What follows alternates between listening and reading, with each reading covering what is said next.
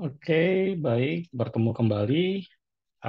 Kali ini kita akan membahas mengenai pajak penghasilan pasal 21. Nah, jadi pajak penghasilan pasal 21 ini biasa kita sebut dengan PPh pasal 21, merupakan eh, jenis pajak yang sedikit lebih rumit ya daripada jenis pajak penghasilan yang lainnya ya, karena hmm, dia membutuhkan case yang lebih spesifik begitu untuk bisa menentukan bagaimana penentuan perhitungannya. Tapi kita akan coba membahas eh, mengenai PP Pasal 21. Nah, sebelum kita membahas mengenai PP Pasal 21, kita harus tahu terlebih dahulu apa yang menjadi definisi dari PPh Pasal 21. Nah, PPh Pasal 21 adalah pajak atas penghasilan, ya, baik berupa gaji, upah, honorarium, tunjangan, dan pembayaran lain dengan nama dan dalam bentuk apapun sehubungan dengan pekerjaan atau jabatan, jasa, dan kegiatan yang dilakukan oleh orang pribadi, subjek pajak dalam negeri. Jadi ada beberapa yang harus kita garis bawahi. Pertama, penghasilan berupa gaji, upah, honorarium, tunjangan, dan pembayaran lain. Ya, nah jadi eh, pertama objeknya adalah gaji, upah, honorarium, dan seterusnya. Ya, yang diterima sehubungan dengan apa? Sehubungan dengan pekerjaan atau jabatan atau jasa dan kegiatan. Ya, nah jadi objeknya adalah penghasilan, lalu sehubungan dengan pekerjaan ya atau jabatan dan seterusnya yang diterima oleh siapa? Oleh orang pribadi subjek pajak dalam negeri. Ya, kalau dia bukan subjek pajak dalam negeri, maka nanti bukan PPh pasal 21. Ya, jadi cara memahaminya begitu. Pertama kita harus tahu objeknya apa, ya, yaitu gaji dan seterusnya. Lalu kita harus tahu pembayaran gaji dan seterusnya itu tadi sehubungan dengan apa, apakah sehubungan dengan pekerjaan, apakah sehubungan dengan jasa, atau kegiatan lainnya, ya. Yang diterima oleh siapa? Yang diterima oleh subjek pajak dalam negeri, oleh orang pribadi subjek pajak dalam negeri, ya. Jadi ada tiga yang harus kita perhatikan: objeknya, lalu dibayar dalam rangka apa, lalu diterima oleh siapa subjeknya, begitu ya. Baik. Nah, dalam pembayaran PPh pasal 21, kita harus menentukan siapa yang menjadi pemotong PPh pasal 21. Yang menjadi pemotong PPh pasal 21 ya lebih jelas dipaparkan melalui Perdirjen Pajak nomor 16 tahun 2016, yaitu yang pertama pemberi kerja. Pemberi kerja ini bisa orang pribadi dan badan, ya, bisa juga cabang, ya. Nah, jadi ada tiga. Pemberi kerja itu bisa orang pribadi, bisa badan, dan bisa cabang, ya, cabang atau perwakilan atau unit pembayaran gaji, ya. Lalu yang kedua, bendahara atau pemegang kas pemerintah, ya.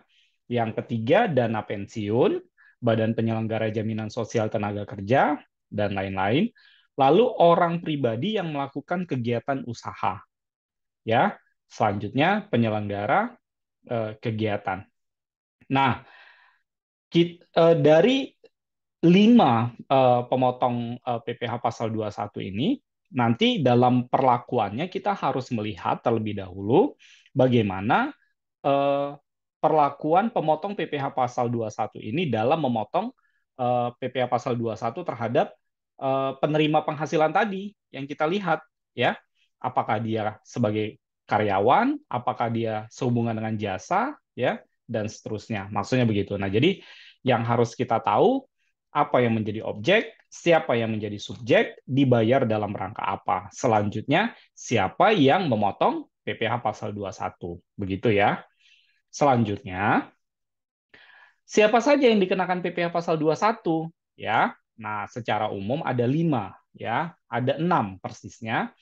Yang menerima penghasilan yang dipotong PPh pasal 21. Siapa saja? Yang pertama pegawai, ya. Selanjutnya yang kedua penerima uang pesangon, ya, penerima uang pensiun atau uang manfaat pensiun, THT, JHT termasuk ahli warisnya. Yang ketiga bukan pegawai. Selanjutnya peserta kegiatan, selanjutnya mantan pegawai, lalu anggota dewan komisaris atau pegawai yang tidak merangkap sebagai pegawai. Ya, nah, yang secara umum yang sering kita temui case-nya adalah yang menerima penghasilan itu secara umum ada tiga, ya. Yang pertama pegawai, yang kedua bukan pegawai, selanjutnya peserta kegiatan. Ya, apa yang membedakan antara pegawai dengan bukan pegawai? Kalau pegawai, ya, dalam melaksanakan pekerjaannya dia terikat, ya. Apakah dibayar melalui, apakah kategori pegawainya adalah pegawai tetap atau pegawai tidak tetap? Berbeda dengan bukan pegawai. Kalau bukan pegawai, biasanya dia berkaitan dengan keahliannya, ya, atau profesinya. Misalnya apa? Pengacara, dokter, olahragawan, guru, dosen, begitu ya. Nah, kalau pegawai, dia bisa pegawai tetap atau pegawai tidak tetap. Pegawai tidak tetap itu misalnya pegawai yang menerima upah satuan, upah mingguan, ya, dan seterusnya. Nah, jadi secara umum yang menerima penghasilan yang dipotong PPh pasal 21 ada 6, tetapi yang sering kita temukan case-nya biasanya sehubungan dengan pegawai, sehubungan dengan bukan pegawai, lalu peserta kegiatan. Begitu ya. Selanjutnya penghasilan yang dikenakan PPh pasal 21. Apa saja penghasilan yang dikenakan PPh pasal 21? Pertama, penghasilan tetap, ya, penghasilan bagi pegawai tetap baik yang diterima secara teratur maupun tidak teratur. Lalu penghasilan penerima pensiun secara teratur. Lalu uang pesangon, uang pensiun, tunjangan hari tua atau jaminan hari tua yang dibayarkan sekaligus yang pembayarannya melewati jangka waktu 2 tahun. Selanjutnya penghasilan pegawai tidak tetap atau tenaga kerja lepas. Selanjutnya imbalan kepada bukan pegawai, lalu imbalan kepada peserta kegiatan, imbalan kepada dewan komisaris atau pengawas yang bukan merupakan pegawai tetap pada perusahaan yang sama, lalu imbalan kepada mantan pegawai dan penarikan dana pensiun oleh pegawai. Nah, bagaimana cara menentukan dasar penentuan besarnya penghasilan? Ya, secara umum pegawai itu, ya, penghasilan yang diterima itu bisa dalam bentuk uang rupiah atau uang asing atau natura atau kenikmatan. Jadi natura atau kenikmatan ini seperti fasilitas begitu ya. Nah, jadi biasa kalau misalnya perusahaan memberikan fasilitas, nah fasilitas itu disebut sebagai natura ya. Bagaimana cara menentukannya? Untuk satuan rupiah, maka sesuai dengan yang diterima ya. Lalu kalau dia menerima uang mata uang asing, maka kita harus konversi terlebih dahulu ke satuan rupiah berdasarkan kurs Menteri Keuangan. Selanjutnya, kalau natura atau kenikmatan, karena biasanya dia tidak berupa uang, maka kita harus tentukan sesuai dengan harga pasar, ya, harus sesuai dengan nilai pasar. Nah, begitu kira-kira. Selanjutnya apa penghasilan yang tidak dikenakan PPh pasal 21? Yang tidak dikenakan PPh pasal 21 yaitu yang pertama, pembayaran manfaat atau santunan asuransi kesehatan kecelakaan, jiwa, dwiguna, dan beasiswa, lalu zakat, lalu beasiswa sebagaimana pada pasal 4 ayat 3 Undang-Undang PPh, selanjutnya natura atau kenikmatan wajib pajak atau pemerintah, lalu iuran pensiun kepada dana pensiun yang telah disahkan oleh Menteri Keuangan. Nah, sekarang kita masuk bagaimana cara menghitung PPh pasal 21. Penghasilan yang dikenakan PPh pasal 21, pertama harus kita tentukan yang menjadi penghasilan netonya. Penghasilan neto itu dihitung penghasilan bruto dikurangi dengan biaya 3M, ya, menagih, memperoleh, dan memelihara, ya. Selanjutnya, kita harus tentukan juga penghasilan tidak kena pajak, ya. Penghasilan tidak kena pajak ini yaitu penghasilan neto dikurangi dengan PTKP ya. Nah, jadi step pertama kita harus hitung dulu penghasilan netonya. Yang kedua kita kurangkan dengan PTKP. Selanjutnya eh, penghasilan neto tadi ya yang kita hitung penghasilan bruto kurang biaya 3M itu eh, apa yang menjadi penghasilan bruto? Penghasilan bruto itu dapat diuraikan, bisa berupa gaji, bisa berupa tunjangan, bisa berupa premi asuransi yang dibayar oleh pemberi kerja. Ya, jadi premi asuransi yang dibayar oleh pemberi kerja itu masuk kategori penghasilan bagi si pegawainya, begitu ya. Sehingga dia akan menambah unsur penghasilan bagi si karyawan. Lalu keseluruhan ini disebut sebagai penghasilan bruto, kita kurangkan dengan biaya 3M. Nah, biaya 3M sesuai dengan ketentuan dapat dikurangkan biaya jabatan. Besarnya 5% dari penghasilan bruto, maksimal 6 juta per tahun atau 500.000 per bulan. Ya, lalu dapat juga dikurangkan dengan iuran pensiun, THT atau JHT yang dibayar oleh si pegawai itu sendiri. Tapi perlu diingat bahwa biaya jabatan ini hanya bisa dikurangkan terhadap pegawai tetap ya. Kalau dia pegawai tidak tetap bagaimana? Maka tidak kita kurangkan biaya jabatan.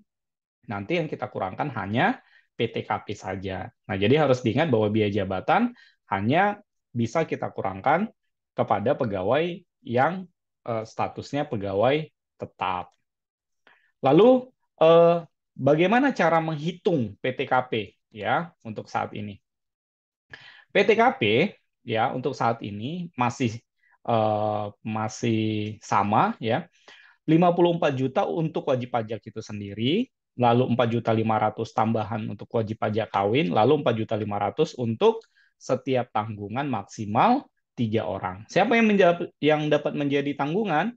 Yaitu anggota keluarga sedara semenda dalam garis keturunan lurus serta anak angkat yang menjadi tanggungan sepenuhnya. Ya, nah, PTKP ini harus dilihat keadaan pada awal tahun, ya. Jadi kalau misalnya di bulan Mei ini pertengahan tahun anaknya lahir begitu kan. Nah, bagaimana PTKP-nya? Yang dilihat adalah keadaan pada 1 Januari, ya. Nah, jadi sampai dengan Desember walaupun di tengah tahun ada tambahan anak, ya, maka PTKP-nya masih mengikut keadaan pada 1 Januari, begitu ya.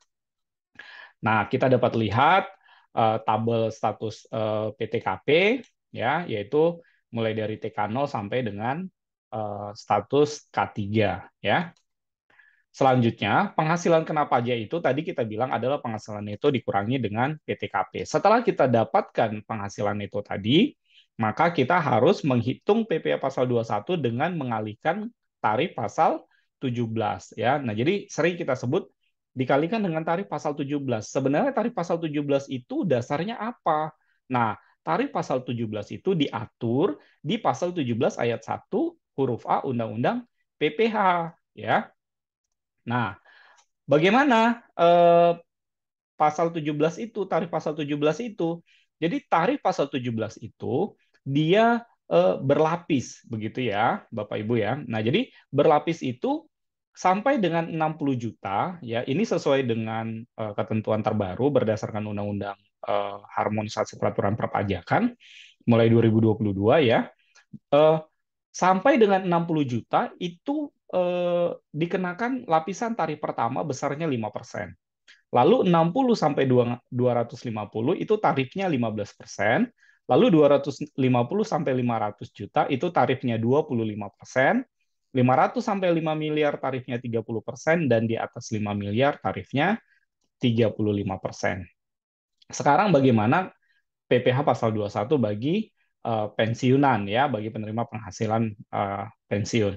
Kalau tadi bagi pegawai tetap kita ditentukan biaya jabatan itu maksimal 5%, maksimal 500.000 per bulan atau 6 juta setahun. Nah, tetapi bagi pensiunan ketentuan 5% itu tetap berlaku, tetapi maksimal itu 200.000 per bulan dan atau 2.400.000 per tahun ya, begitu. Nah, jadi eh, kita harus membedakan antara pegawai tetap dengan penerima pensiun. Selanjutnya, kita kan tadi lihat ya bahwa penerima penghasilan itu ada pegawai, ada bukan pegawai. Nah, sekarang kalau dia pegawai, pegawai itu dikategorikan menjadi dua, yaitu pegawai tetap dengan pegawai tidak tetap. Kalau dia pegawai tetap, tadi penghasilan itu kurang PTKP. Penghasilan itu ini tadi mengurangi adalah penghasilan bruto dikurangi dengan biaya 3M tadi, baru kita kurangkan dengan PTKP. Nah, tetapi kalau pegawai tidak tetap, ya itu penghasilan brutonya dikurangkan dengan PTKP, tidak ada unsur biaya jabatan di dalamnya. Ya, itu kalau eh, pegawai kategori pegawai tetapi pegawai tidak tetap yang menerima penghasilan secara bulanan. Bagaimana kalau menerima penghasilan harian? Maka PTKP ini tadi harus dilihat apakah dalam sehari itu penghasilannya di atas 450.000 ya. Kalau misalnya penghasilan bruto 4.500.000 sampai dengan 10.200.000 dikurangkan dengan PTKP harian ya. Lalu penghasilan bruto sampai dengan 10 juta itu dikurangkan dengan PTKP bulanan begitu. Selanjutnya ada kategori pegawai, tadi kan kategori pegawai. Kategori pegawai itu ada dua ya, pegawai tetap dengan pegawai tidak tetap. Nah, sekarang ada yang kategorinya bukan pegawai ya. Nah, bukan pegawai ini bisa kita tentukan menjadi 4 kategori ya. Apakah dia menerima penghasilan berkesinambungan? Berkesinambungan ini artinya dalam 1 tahun dia memperoleh penghasilan lebih dari 1 kali ya dari perusahaan itu. Kalau tidak berkesinambungan, dia mungkin tidak ada keterikatan waktu, hanya berdasarkan kebutuhan dan itu hanya sekali, kira-kira begitu ya. Nah, kalau dia berkesinambungan, kita masih bisa memperhitungkan PTKP ya. Dan ini bersifat kumulatif ya, penghasilan bruto dikurangi dengan PTKP bulanan secara kumulatif. Tetapi kalau dia tidak berkesinambungan, ya kita kalikan 50% dari penghasilan brutonya, tidak ada unsur PTKP di dalamnya ya. Kenapa? Karena 50% ini dianggap mengasumsikan sudah di dalam ini sudah memperhitungkan PTKP ya. Lalu begitu juga dengan tenaga ahli. Itu sebabnya kalau misalnya perusahaan mengundang misalnya narasumber, nanti menentukan PPh pasal 21 narasumbernya, yaitu 50% dari penghasilan brutonya lah yang menjadi penghasilan netonya ya, yang menjadi dasar perhitungan pajaknya. Baru nanti kita kalikan dengan tarif pasal 17. Selanjutnya, untuk komisaris atau mantan pegawai, yaitu kita langsung hitung dari penghasilan bruto dikalikan dengan tarif pasal 17. Selanjutnya, bagi penerima penghasilan pensiunan dan peserta kegiatan, yaitu kalau pensiunan, dia dihitung sekaligus sesuai dengan PP 68 tahun 2009. Lalu ada yang menerima penghasilan berkala. Kalau dia menerima penghasilan berkala, penghasilan itu kurang PTKP. Nah, penghasilan itu ini masih memperhitungkan biaya pensiun yang besarnya 5% maksimal 200.000 tadi. Tetapi kalau sekaligus nanti ketentuannya ngikut PP 68 begitu. Kalau dia peserta kegiatan, nanti dari penghasilan bruto langsung dikalikan tarif pasal 17. Kalau di atas di atas 60 juta, maka nanti dia masuk ke lapisan tarif kedua. Jadi dia berjenjang ya, berlapis begitu. Baik, sekarang bagaimana kalau pegawai atau penerima penghasilan itu tidak ber-NPWP? Ya, prinsipnya PPh pasal 21-nya 20% lebih tinggi, ya. Lalu setelah dipotong PP pasal 21 bulan Desember merupakan kredit pajak di SPT tahunannya. Kalau ini bagi yang ber-NPWP ya. Prinsipnya adalah kalau pegawai tersebut tidak ber-NPWP, maka tarif PPh-nya 20% lebih tinggi. Selanjutnya, kapan saat berhutangnya PPh pasal 21? PPh pasal 21 ini lawannya adalah PPh pasal 26. Ya, bedanya apa? Kalau PPh pasal 21 tadi subjek pajak dalam negeri, ya, orang pribadi subjek pajak dalam negeri. Kalau PPh pasal 26 subjek pajak luar negeri ya. Jadi WNA misalnya yang kerja di Indonesia gitu ya. Nah, maka nanti dia dikenakan PPh pasal 26. Saat terutangnya bisa pada saat penerima penghasilan atau saat dilakukannya pembayaran, atau pada akhir bulan dilakukannya pembayaran atau terutangnya penghasilan.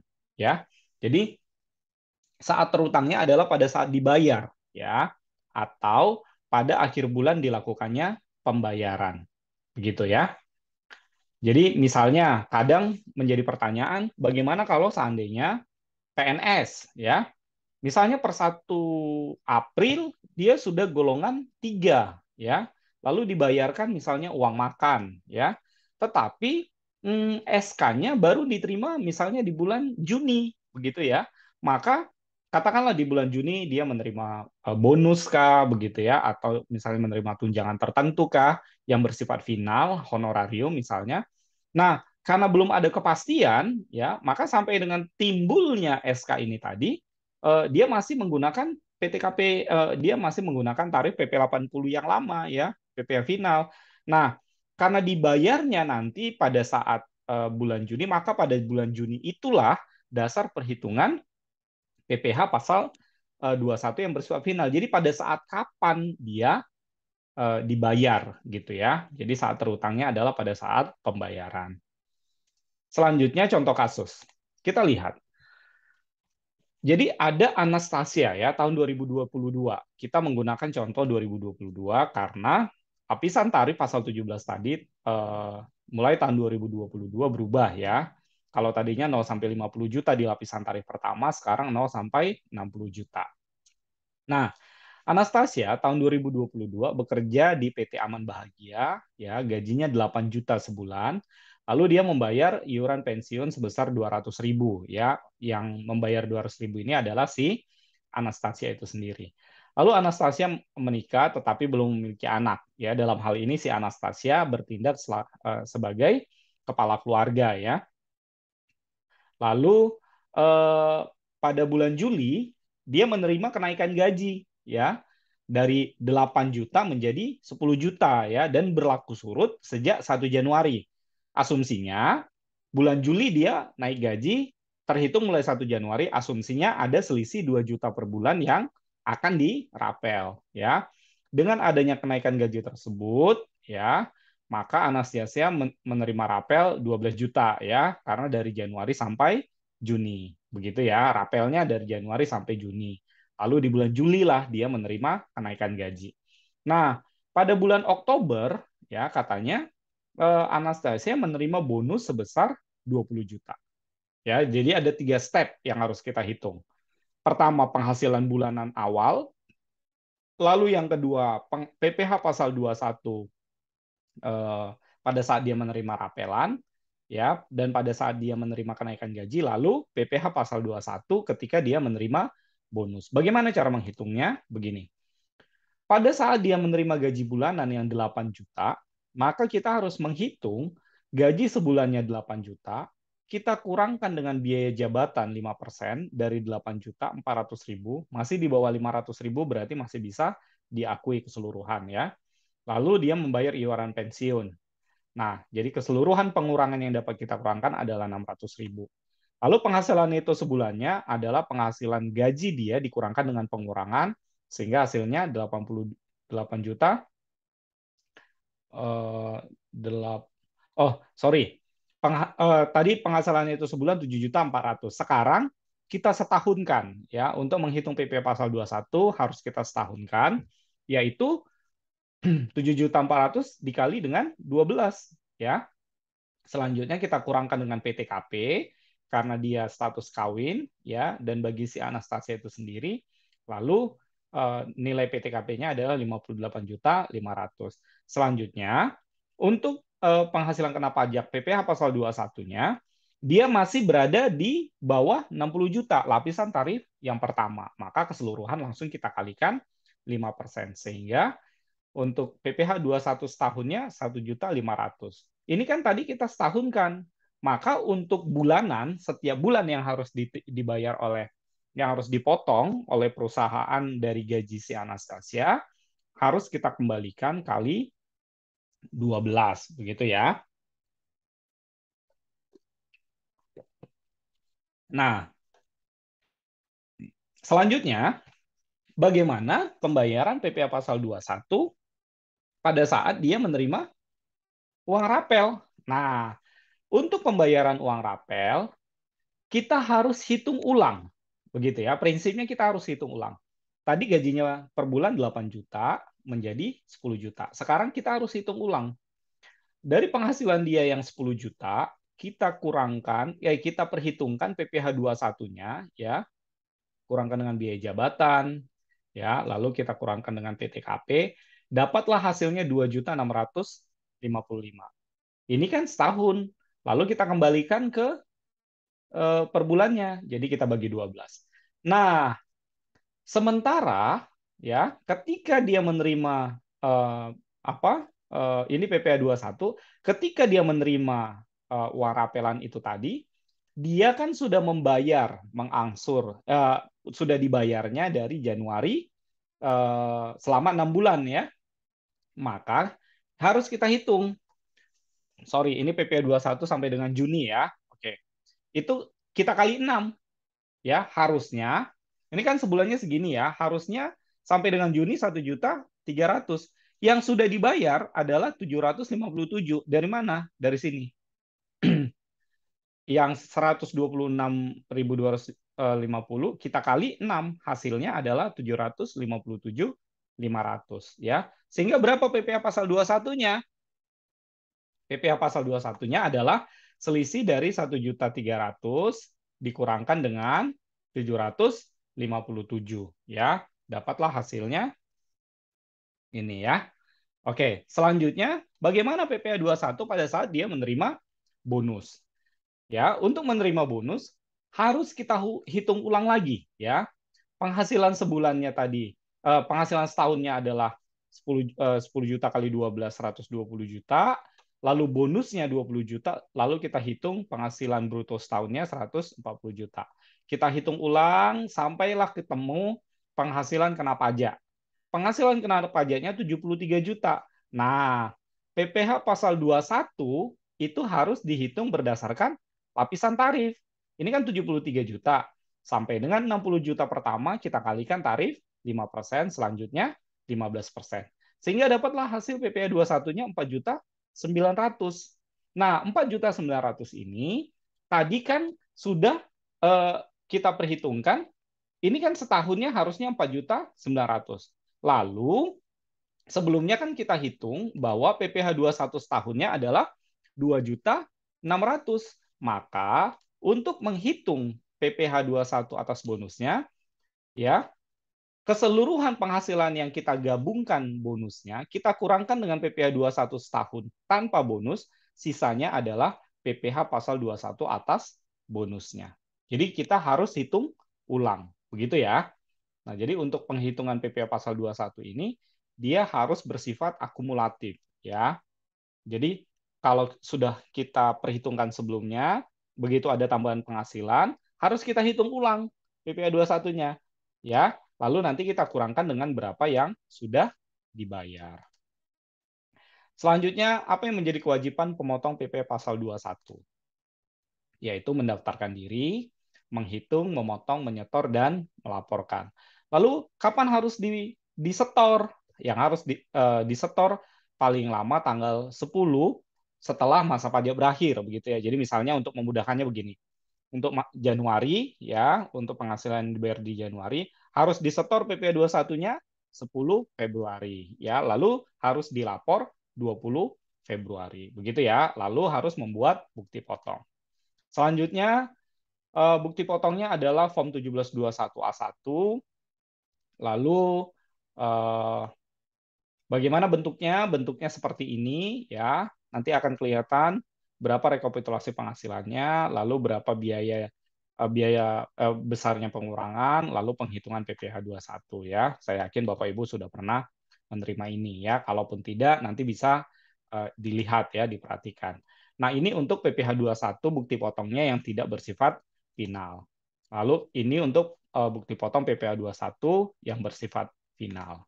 Selanjutnya apa yang menjadi kewajiban penerima penghasilan? Ya, sama harus mendaftarkan diri, menghitung, menyetor, dan melapor, serta menyerahkan surat pernyataan tanggungan keluarga kepada pemotong pajak, ya, supaya diketahui status PTKP-nya, maksudnya begitu ya. Lalu eh, kalau misalnya ada kekurangan harus dibayar, pembayaran sekarang bisa menggunakan eh, billing system, ya. Lalu setelah kita mendapatkan kode billing, kita bisa setor melalui teller bank, melalui ATM, internet banking, begitu ya. Bahkan ada beberapa ada beberapa aplikasi pembayaran seperti Tokopedia gitu ya, yang menerima pembayaran pajak ya. Jadi pada dasarnya yang bisa kita lakukan adalah membuat billing lalu membayar ke sarana yang bisa menerima pembayaran pajak ya. Nanti kita akan menerima NTPN, nomor tanda penerimaan negara begitu ya. Selanjutnya apa yang menjadi sanksi kalau misalnya kita terlambat atau kita terlambat menyetor atau terlambat melapor. Nanti ada sanksinya. Sorry, ini berupa bunga 2% ini sudah dirubah ya sejak dengan undang-undang maaf ini nanti kita koreksi, ini sudah diubah sejak dengan undang-undang Ciptaker, jadi menggunakan kurs Menteri Keuangan ya. Nanti intinya adalah kalau kita terlambat menyetor sebagai pemotong ya, lalu kita terlambat melapor baik sebagai pemotong maupun sebagai penerima penghasilan akan dikenakan sanksi ya. Apa dendanya ya atas keterlambatan pelaporan? Ya, katanya begini, selain SPT massa yang selain PPN dan SPT tahunan orang pribadi itu dendanya 100.000. Lalu untuk SPT massa PPN dendanya 500.000, untuk SPT tahunan PPA Badan dendanya 1 juta. Nah, sebagai informasi bahwa SPT tahunan badan ini dilaporkan paling lama akhir bulan keempat, berarti akhir April ya. Kalau SPT masa orang pribadi, akhir bulan ketiga, berarti akhir Maret ya, 31 Maret begitu. SPT masa PPN paling lama akhir bulan berikutnya ya. SPT masa selain PPN, dalam hal ini PP 21, paling lama tanggal 20 bulan berikutnya. Baik, Bapak Ibu, itu saja pengantar mengenai PP Pasal 21. Mudah-mudahan bermanfaat dan peran serta kita dalam pembayaran pajak semoga dapat membantu negara untuk memajukan kesejahteraan umum bagi Indonesia. Terima kasih atas perhatiannya. Terima kasih. Selamat siang.